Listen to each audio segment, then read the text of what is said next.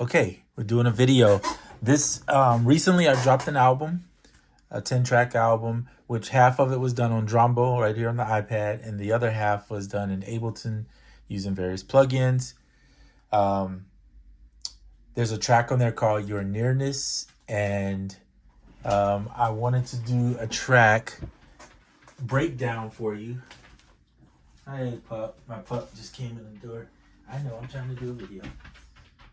You want to stand? Okay, you can stand. All right, so my dog walked in, so I'm going to try to push this door up a little bit.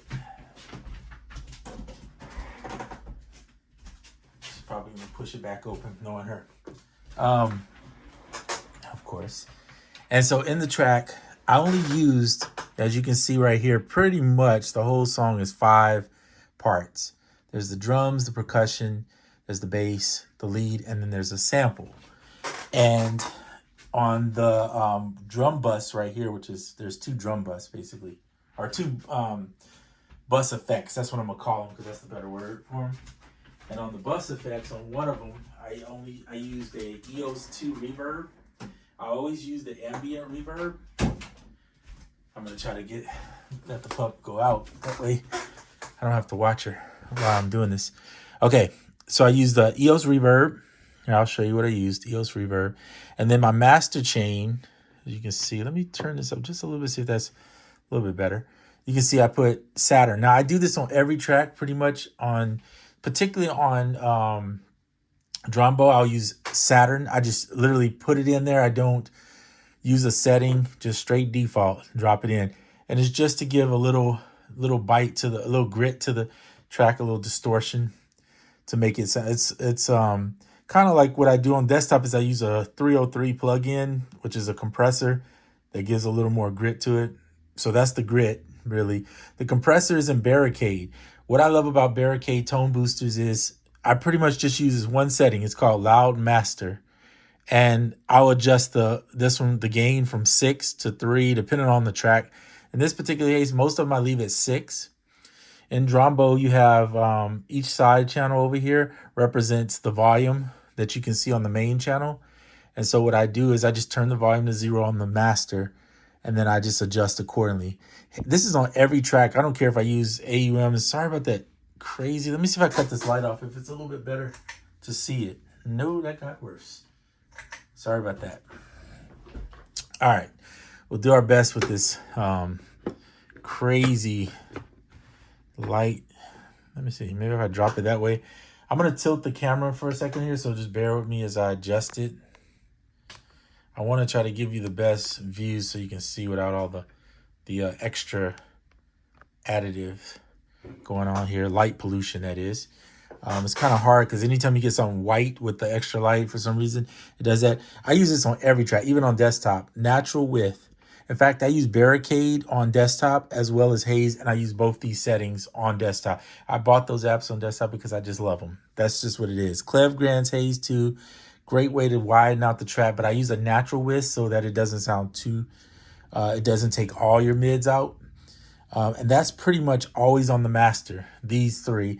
I also generally, which I didn't do on this track when I made it, I'll use the EQ, the master EQ. Now you can use Tone Booster's master EQ, or you can use, I'll usually pick the one from Fab Filter and just use the dynamic mix EQ on there.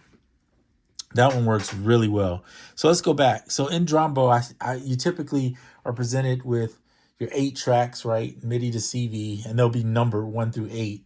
You can name the track by touching the top. So I'll go in and name each track as I go. I'm big on naming stuff because I have the worst memory and I'll forget what it is. Plus, if you name it, later on, you'll see, I'll show you like how I do the mutes and stuff, because I usually do the DRAMBO stuff kind of live. I don't do it like where I would do it in the computer where I sequence it out. And here, it's all done live. And I like that format because years ago, a friend of mine who's a musician from Oklahoma used to make some tracks. And I'd be like, man, his tracks, if you watched him do it, you'd be like, that's the simplest track ever. But when he put everything together and he would mix it live, and as he was mixing, when I'd watch him do it, I was like, that sounds enormous. That sounds big. That sounds really good. And it was because he was mixing it live. And something about that is like, I don't want to say it's like a playing live, because I play live too sometimes with people. And so it's a different feel, but it does something for the mix. I can't really put it in words. I think it's just something you got to experience. And if you mess up, you just got to you got to do the takes. So I did do a couple takes on some of these tracks. The good thing about DRAMBO is, just like AUM, it records each channel. So this little red light that you see here that looks like, I'm going to zoom in just a little bit, that you see looks like a little tape, is the tape for each track. So if you turn those on and then turn the tape on up here, which covers the master, you'll see it records out. It will literally record every channel. So that's what I did, which means I could go back later and mix it the same way, even more if I wanted to, but I don't. And the reason is because I just took the master mix, because I already did everything mixed in here. So I don't have to go and do a bunch of extra legwork on the back end. I just want to get all the sounds right. Now each channel has an AB. So what I would do is, when over here on the reverb, I have the master of that all the way up. And then over here, the A corresponds to which one you're going to, put the reverb on. So you turn them up on the ones you need. As you can see, I did not turn anything up on the sample. It was only on the drums, the perk. I didn't do anything on the bass. And on the lead, I put it about halfway. And that's the reverb, the ambient reverb. And that app, that EOS 2, is just an amazing app, in my opinion. And it's a worthy buy because it makes, for me, it makes everything sound good. I know iPad Beatmaking uses it, and it's his favorite too. So, and I think he uses it for vocals, if I'm not mistaken. So, by the way, check out his channels too. So there's the pans. I didn't do any of that. Most of the stuff is in. So I'm going to take you through each track and let you see. By the way, all of this stuff was played on either this keyboard right here or on the screen. There was nothing played on a full-size keyboard or anything. It's all literally here. So here, let's just go through each track. So here's a sample, what it sounds like.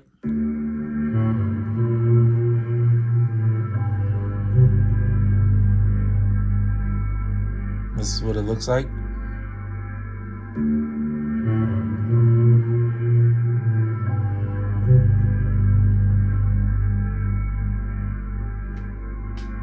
Okay, so I don't remember where I got this sample from. It's the radio from somewhere, right? But I captured like one sound of something. And then what I did was I captured it in a flexi sampler. So you can see I have radio here. So I did something from the radio. I just don't know what it was because it's such a small sample, right? And then I slowed the speed of it down. I didn't even pitch it. I just slowed the speed of that sample down. And then if you look in here, right here on this clip, you'll see these lines that run here. Or if I do it this way, there's just different ways to view it, right? So let's do it like this. So this is what you typically think of in a DAW. You would see just these views. This is if you want to adjust the parameters, like the velocity and all that good stuff, right? And then you can do it on here. You can press the button you want, like that, and either record it in, or you can just draw it in. In this case, I drew it in. I did not even record that in. And a lot of the stuff in DRAMBO is step sequencer stuff, right? So, and if you touch here, you can see I just adjusted this sample to where I wanted it to be. All I did was slide the yellow one over here and the red one over here, put the sample in. You can chop it if you want in here, or if not. I have one slice, it's triggered, and it's just a note. It's just playing that note all the way through. And it's just one C, and then I played another C. It's the same note, didn't change. So there's that, and that's looping with the slow down speed, okay? And then at the end of that, I added in Kajita, which is like a reverb. It's a reverb delay. It's really crazy. This is a preset. You can see the preset right there that I use. Let me zoom in a little bit so you can, hopefully that'll help you. Let me scoot this back a little. There you go. You don't really need to see the keyboard that much. I'll show you what I do with the keyboard in a little bit. This is hard to see because it's white. If there was a way to change the color, that would be nice, but I can't, that I know of, unfortunately. Oops, I don't want to map anything. I just want to turn that off. So that's pretty much what it is. Everything goes left to right. So you'll see MIDI to CV. This will already be here. Then I just add in an audio unit, which I did the radio first. Then I added in another they call them generators. So a generator for them is the same thing we would just call an instrument. Like in AUM at the top, you put your instrument in, right? And then your MIDI effects goes through the channel. Well, this, instead of doing it that way, it's just put your first instrument. If you want to put a second instrument, okay, and then you start putting effects after, and the effects follow that chain. That signal path goes left to right. Okay, so that's it. And that's pretty much what you're hearing through that whole song. And then I'll show you kind of how I play it, because like I said, it's not recorded in this essence of the typical way I would record music. I do it different. And I like this format because it gives me something. I have to play it just the way I want it, or I have to do it all over. And that a lot of people won't take the time to do that. They want to just MIDI, they want to adjust all the MIDI notes, and that's fine. I mean, like I said, I'm using MIDI notes too, but it's something about playing it all the way through and taking that one take and saying, you know what, I'm going to live with that. And that's what you got on the song when you hear the Nearness. Okay. Clevgram makes a great brush app that I love. There's a lot of good presets in here. This is Nordic Thriller, which sounds really weird, right? It's like a really deep brush or some sort. Of course, I put knock on the end of it. And you can see I just adjusted the settings to how I wanted it. I'm not going to change the settings because it'll change the song, right? The way I've formatted it. This beat was done at 93 BPM. There's the BPM up there. If you want to change your BPM, you just go up here. You can add swing up here. There's no swing on this song. And you see I put one note. So I didn't even really play anything. It's just literally a single note that's carrying this, and I'll solo it out so you can hear what it sounds like.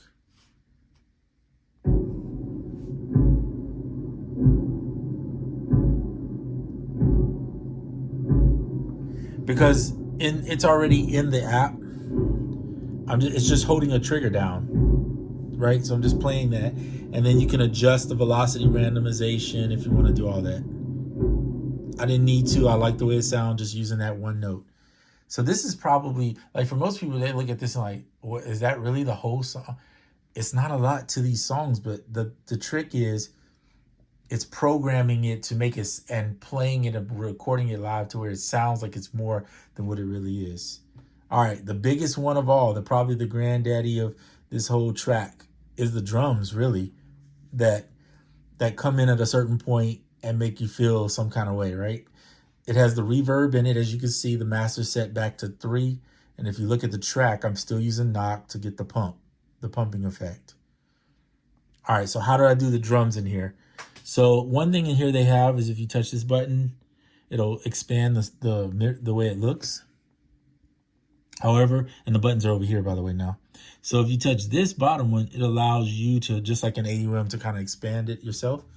So you'll see I brought my own drums in. These are like my acoustic drums that I'm using in this track. You have a distortion that's built in, which I left on soft saturation.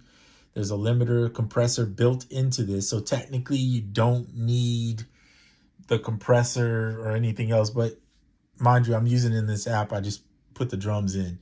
So to load each drum sound, you just press here. And then you go to user sample and click the import, and you bring each one in. You can only have 8 samples in this app. Well, and here's the audition button. You can audition it, which is kind of cool. So what makes this app unique, mind you, there's literally one bar playing through this whole song. But what I learned to do on here is when you click down here, if you click the view mode, you'll see here's the drums. This is the velocity. There's the pitch, decay, chance. I didn't do anything in chance. There's a flam if you want to do that. There's re-trigger, the start, and configuration. So you'll see I didn't change anything in there. Okay, we'll click out of that. Go to the snare. There's the snares. Do the view mode. Go back to decay, chance. Nothing. See, I didn't do anything. There's 2 snares hitting right there. Okay. Now, if you don't want to keep going back and forth, you can use the arrows over here to go to your next one. So you'll see on the next one, there's no toms. No toms at all. No crash. And here's the hi-hats. I adjusted the velocity on the hi-hat. I also used, did I do anything else? No, I didn't. See, just adjusted the velocity. It's real simple. And then here's probably where you will hear the difference, the open hi-hat. I think I did on the open hi-hat. I want to say I used, no, I guess I didn't on that. I thought I did on that one too. Guess I did not. Okay. So there you have it. That's it. That's the drums. It's really the most simple track ever, probably. When you listen to it, hopefully you like it better than what it looks, because I probably just made it like less important looking to you the way I built it. But it's honestly just that. It's not really much going on. The drums are playing at a standard length. I did not slow them down or anything. Let's listen to the drum track just so you can hear what it sounds like. But there's stuff happening. Like, how is all this happening? Watch, you'll see it changes a little. I'm going to show you. How is all of that happening when you just looked at it and it seems so simple? Well, here's the answer to what you're wondering.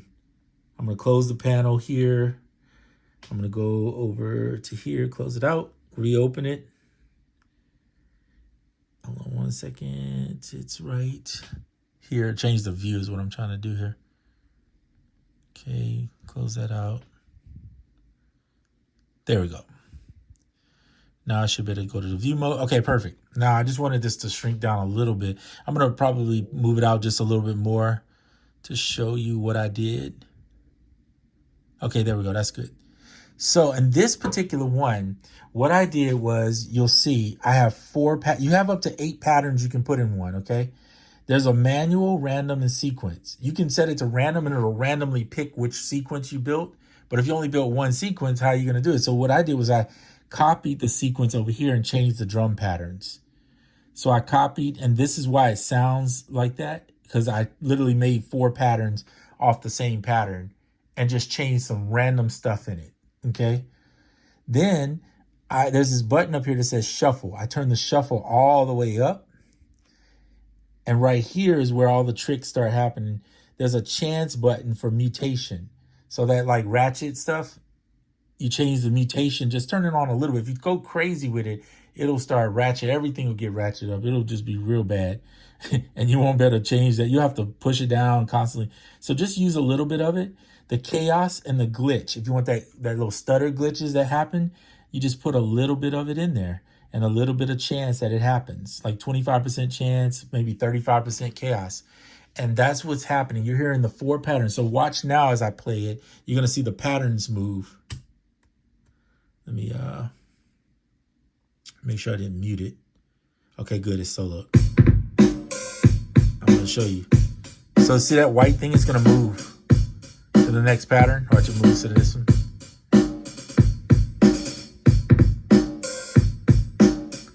And because you did all the chances and you did some variation in here, it takes what we would call a 4-bar pattern, which I'm going to stop it now.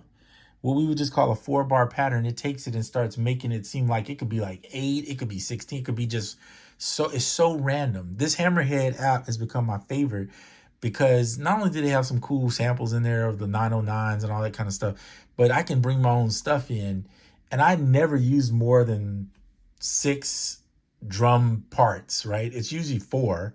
It's usually kick, snare, hat, maybe an open hat. I might use a crash and occasionally some other something, but no, don't really need it. And this app just is amazing. In fact, all the DRAMBO songs that you hear me do on the album all use this app. And this is probably one of the only ones I use 4 bars for. The rest of them, I think I used only 1 bar, but I started learning techniques, right, that I could do to make that 1 bar sound like 4 bars. And I'll show you that maybe on another video where we look at another track on the album. Again, this is called Your Nearness, and this is on my album that's on BandCamp, so you're welcome to grab that album if you want. You can listen for free. I put the cost at $1 if you want to buy it. You could donate whatever you want, though, if you feel like you want to put some more on it to help me out. That's cool too. If not, I'm cool with that. I just want people to listen to it, to be honest with you. That's really all I care about, is that you listen. And it's free to listen if you set up an listener. I think they call it a fan account. So if you set up a fan account, which you can get the app on your phone or your iPad or whatever you have. All right. So that's the drums. Knock is on there to give them a little more beef because I wanted this one to be kind of boom bappy, kind of jazzy, kind of ambient, a little bit of everything. I like to mix up styles just to give it some variation. Okay, bass. Let's talk bass. Let's unmute this. Go to bass. All right, bass. I use this on every bass just about. My favorite bass app is Trillion. I have one of the Trillion sounds in here. Well, I have a few of them, but this one is called Petrucci's Ballad 6, 6-string bass that he plays. Just a bass sound. That's what it sounds like. So that's audio layer. You can like take EXS files. I think it's EXS24 files that are from Logic, where they sample all these instruments and then you just bring them into your into audio layer, and you can use those as instruments in iPad and iPhone. So they work really well. And then I always add in a bass cut through. This is the Cleve Grand. You see, I got a lot of Cleve Grand stuff. I really like their stuff. Grand Finale. And this is on every song on this album, except for the stuff that was done on the iPad, on the MacBook, on the Ableton. Because on that, I have so many other tools. I don't really need this. But for iPad purposes and iPhone purposes, Grand Finale is my best thing I use for bass cut through. And if you don't have all the other apps that I put on the master chain, this is the one to have because it can do the mastering stuff too. So if you can't get the compressor limiter from Barricade, but you can get the Grand Finale, you can put the Grand Finale on the final track too. Haze 2 is its own thing. It's a stereo widener. So you either have to get like a free one if you can find one, but I like Haze 2. It's the most natural sound. And again, that's a Cleve Grand app. This is Cleve Grand 2, as well as the other one I showed you that's from Cleve Grand. All right. The percussion, Borista. And if I said that wrong, forgive me because I'm terrible at pronouncing stuff. But anyway, everybody knows what knock is. I just took knock and added some beef to it, turned up the lo-fi stuff a little bit just to make it sound more boom bappy in my mind. I don't know. I hate when I say boom bappy. It just sounds stupid. Whatever. Maybe that's a term. Maybe it's not. It just sounds foolish when I say it for some reason. I played this bass right here on these pads. I don't even think I could use this keyboard, but I think I just played it here, which you can do on your phone too, by the way. So if you can get you you don't even have to have audio layer and all that. Just get you a authentic bass sound. One of my favorites to use is on the iPad, if you just have an app, is iFretless Bass. iFretless has been around for a minute, and you can play on the strings and use the vibrato. And I'm not sure if they let you do it in DRAMBO, but in DRAMBO for sure you can always just use the pads if you want. If you don't want the pads, you can hit this little red button, these little 4 dots, and use the keys. Your arrows here are your octaves, right? So you can move your octaves. Oh, excuse me, voice crack there. You can move your octaves back and forth. This is a little screenshot of what's here, but it's in MIDI form. If you want to see it in MIDI form, you click this one, and now you can see it in MIDI form, right? It's the same. You can draw the notes in if you want, whatever, or you can draw them here, or you can play them in. Or you got all the options right here. And to me, this is just a special app now, because I always liked it and thought it was cool and people did cool stuff in it. I was never for me because I wasn't into step sequencing, but because there's so many options, it's not just step sequencing. You can play it in, you can see the MIDI, you can do all those things. There's so much to this app. It's really a lot of fun. I'm probably having the most fun on this right now out of all the apps I've tried recently and even in the past couple years. As much as I love Koala too, there's things that this does that I'm not able to really do in Koala without having AUM and other apps, right, to do it. All right, all those apps are still good. I love them all. All right, I think it's Fugue Machine, if I remember right, and Twin 3. So this is the Twin 3 that just came out for FabFilter. I used the Magic Mountain sample in there. And then what I like about Fugue is I'll take like this is for more of a lead melody. So I found I didn't even use but one, I think here. Let me go back and see on. Let me go back and, oh, I didn't even play you the bass. I apologize. Let me play the bass. So here's the bass.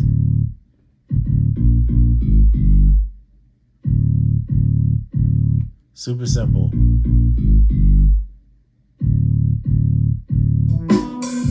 Sorry about that. Stop is a good thing. Go back to the bass.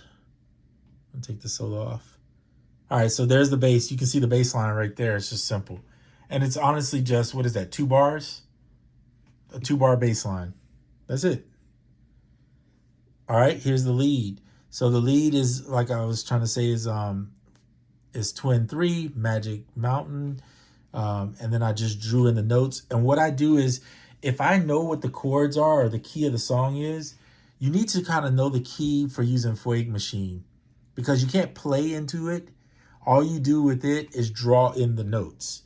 But this little 3-dot button over here allows you to select what key it is. So this one is in D major. So once you know the key, then everything in this box that you draw in is in the key. So it's just a matter of how fast you want to go. Do you want it to play forwards, backwards? Do you want 4 different things going to create some type of musical effect? That way you got octave, pitch, velocity, tempo. So you got all those things you need to figure out how you want to set it. I just use the basic tempo of what felt good to me at the time when I was making it.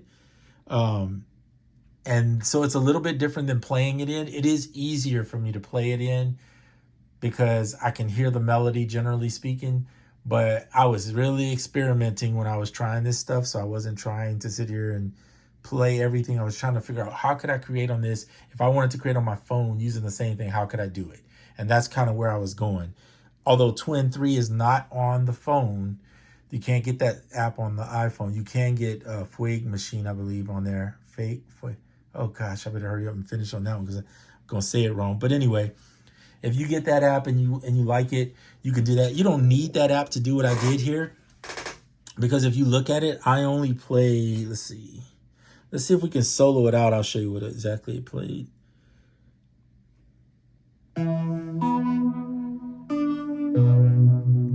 And I'm not a synth guy, so yeah, this is what.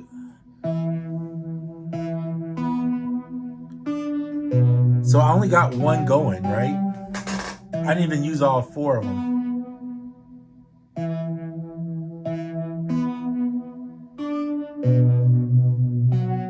In context will make it sound better, of course. So that's it. There's no extra effects on there other than the fact that I put a little bit of the ambient reverb. And the reverb is on anything that touches that A right there that you see is what the reverb is. By the way, let me save this because I did change some stuff before I started because I forgot to name all the stuff. So I ended up naming them after. There you go. So that's the track. Then there is the master track, and I showed you that. And that's it. I'll play a little bit of the track for you just so you can hear what it sounds like. The actual track is on, the actual finished track is on BandCamp. Look up Be Jammin' Since Birth. Pretty much my name. You'll find it. You can search me up there. You can listen to it. And then I'll do another one of these. I'll do the one primarily for the iPad stuff because I think more people are interested in that than the stuff I did on the computer. But if anybody wants to see one of the songs from the computer that I did, just let me know and I'll have to go and I'll dig them up. And the reason I say I'll dig them up, some of them weren't named what the final product came out to be. Like, I want to say After Dark wasn't. Actually, I think the majority of them don't have the same name. I end up naming them after because I'll use a picture to describe the title of what I want it to be. And then I'll end up naming it based on how I feel the track makes me feel. Weird way of doing it, I know, but it is what it is. Okay, so here's what it sounds like if everything's just played.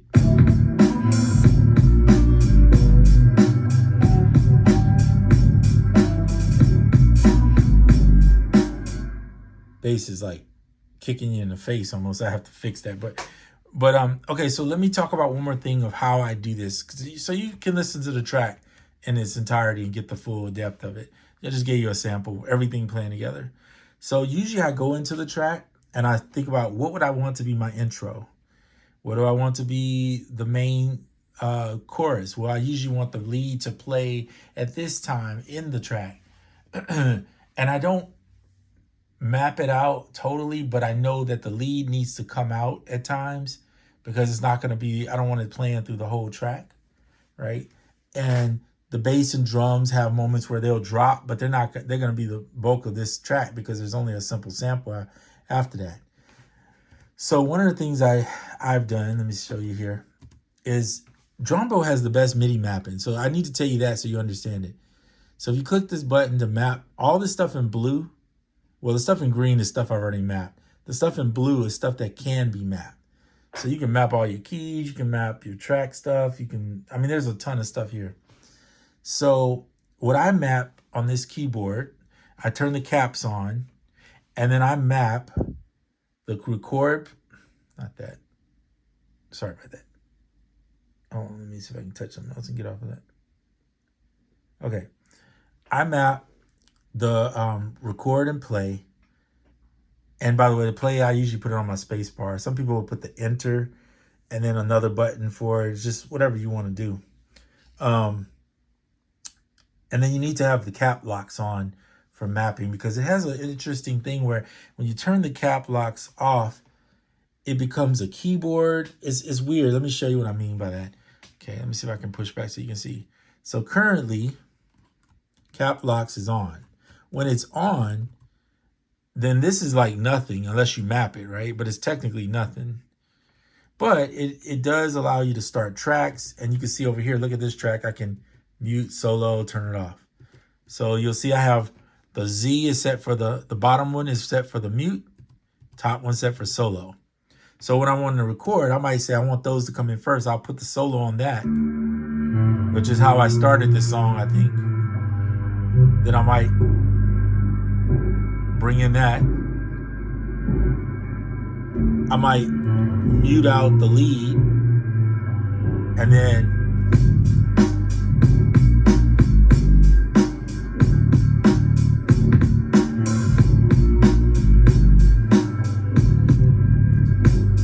see how I can mute whatever I want?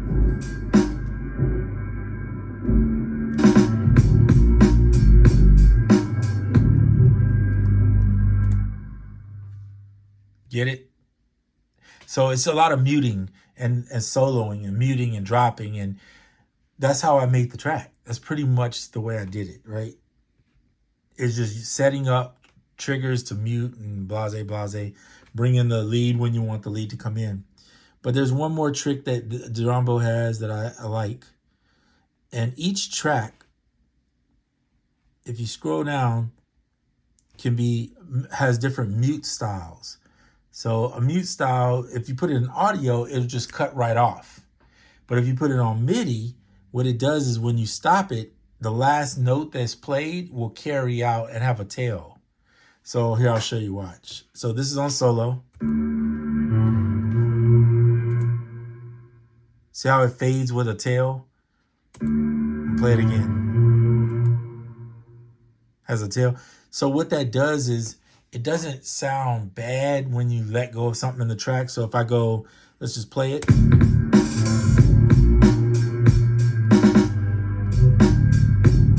gonna mute. Now I'm gonna watch this. When I drop the mute on this sample,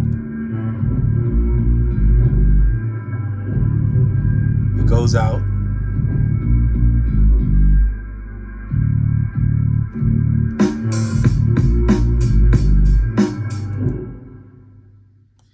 So that's the cool part, is the audio back and forth. This video is a little longer than what normal, but it takes a lot to explain all these different things that's going on.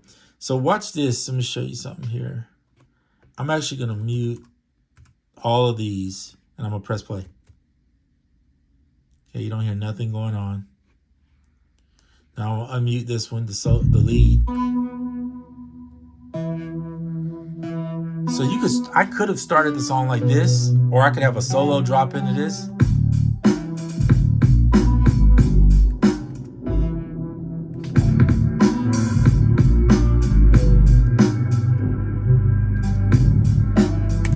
saw how I just kind of like played with the way it sounds. So what I was doing was I was practicing, right? Just like a person would practice an instrument, and I'm practicing. Oh, I like the way this sounds when this drops out, or oh, I like the way this sounds when that is put together. So what that allows me to do is I'm creating in my mind parts that I can play while I'm playing the song. Well, while I'm recording the song. Let me say that the correct way. So I can make a bunch of takes with different parts that I like, or I can do it live. And live to me felt right because then I didn't sit there and watch the clock of, oh, this is only 2 minutes, or this is 3 minutes, or this is 4 minutes. I just played it until I felt it was enough. And when it was enough, that was enough. And naturally, I think naturally inside of us, we all have this like inclination of like, if something is enough, I'm tired of it, right? So if you honor that to some degree, and that's just a natural thing that you do, like a DJ can naturally know when to switch the song up because he might observe the crowd like not dancing or people leaving or something. He might know just when so you use your inclinations of when to switch it up. And that's how I did it. And that's how I made the song. So I like that because if I ever want to go, like, let's say somebody wanted to hear me do this song live, I could literally get on and do it live. And each time I do it, it would be a little bit different because there's randomization going on with the drums. There's me randomly dropping stuff out when I'm thinking it needs to be done. All these things are happening, right? So try it out with your own music. Like if you make music in AUM, you can do it in there. Program something a trigger where you can turn off the mutes. You can even do it with your hand if you have to. When I first started doing this though with DRAMBO, I was doing it with my hand, but you can see I'm on the smaller iPad, so it's kind of hard with these big old fingers to hit the triggers just right. So with the keyboard, and by the way, I've shown this keyboard on another thing. It's really small too. With this keyboard, at least I can put 4 fingers down on the keys, right? If I want to. And I can move, or even if I just do 3 and then 1 over here. So I can control the mutes and solos. And what that does is it gives me the opportunity to perform live and give you a song. And so you'll see me doing this from now that I've gotten used to it a little bit more. I did do it in Koala a few times. And by the way, you can do that in Koala. You can use the mute solo in Koala. But the difference with Koala is you got to hold mute down and then you got to hit the pad you want off. So it's easy and not easy at the same time. But if you got a way to trigger the mute and do it fast and figure out a way to keep it in time, then it's pretty cool. So try it out. What else? Yeah, so any questions you can leave them in the comment section. I just wanted to do this. A good friend asked me to do it. So I wanted to honor that. And I'm going to do it probably on another track in DRAMBO just to show a different flow. But it's all so similar because, like I said, a lot of the drums, sometimes I'll use like Playbeat 3. I'll use a couple different drum programs to get different sounds. But all of it kind of starts showing up together when you see the workflow. I think it speaks for itself. You can understand it. And one of the cool things, so let me save this real quick and then I'll show you one more thing. And so with DRAMBO, let's go here, let's go to iPad. DRAMBO puts a file folder in here. So if you click on sample, well, first of all, if you click on documents, all your files, your templates and stuff are in there. If you click on samples, you'll see here, there is a folder called recordings. And there's your recordings right there. Inside, here's your nearness. Each track is broke down by what it is. And you see it says T1, T2. That's because I didn't name them initially. But the reason why I won't delete this is because this is the track that you hear on the album. This is the actual recorded final version of it.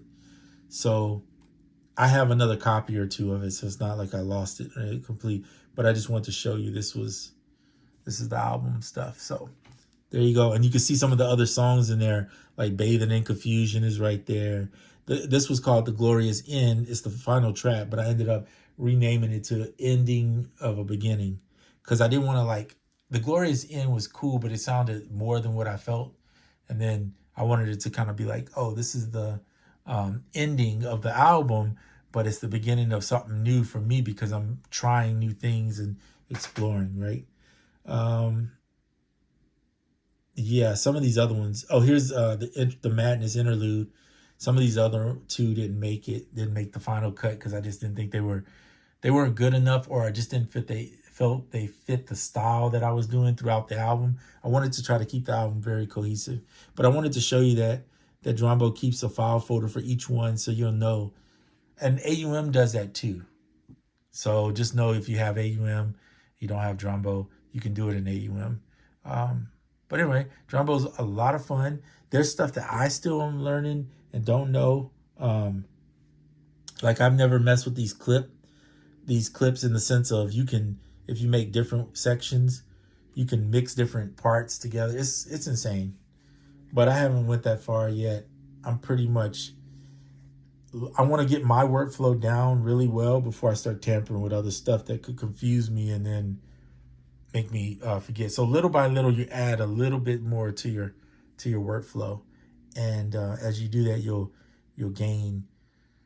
I think you'll gain a lot quicker of access and realize it's not super complex of what you're doing. You're just finding sounds to put together. It's a totally different workflow than my normal workflow, which is why the album was called Two Sides to Every Story, because it's like these are two different workflows for me. It was two different. The sound was all one. Originally, I was gonna call the album Two Sides, One Story, or something like that. But I felt like it was I don't know. It didn't click as much as the two sides to every story. I thought that was something as a common phrase people say, and I thought it would go well. But yeah, half the album, last 5 tracks is done in DRAMBO. First 5 are done in Ableton, and they all kind of carry that jazzy undertone that I like so much. But anyway, that's it for this video. This video is really long. Apologies in advance. I do not do timestamps. If somebody wants to make a timestamp, they're welcome to it. But I'm not good at doing all that kind of stuff. Video editing is not my bag, and I'm just trying to do these videos just to show you a workflow. So fast forward when you need to, and I promise it won't hurt my feelings at all. So, and watch what you take what you can and build on your style, and share some secrets with me too that you've been using in DRAMBO too. All right, I'm out.